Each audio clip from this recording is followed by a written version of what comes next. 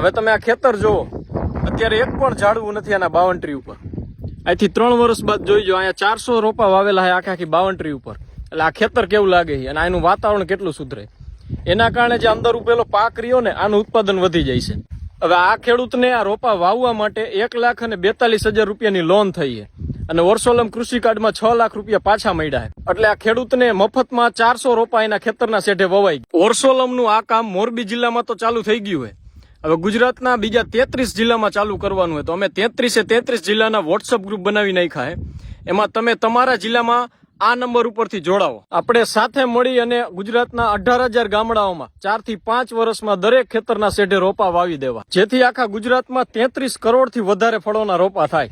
દરેક જિલ્લામાં 1-1 કરોડ રોપા. તો ગુજરાતનું વાતાવરણ સુધરશે, ખેતી સુધરશે અને ગુજરાતના 18,000 ગામડાના દરેક બાળકોને દરરોજ ફળ અને એમાંથી જુદી જુદી બનેલી વસ્તુઓ ખાવા મળશે. એટલે આપણો ખોરાક પણ સુધરશે.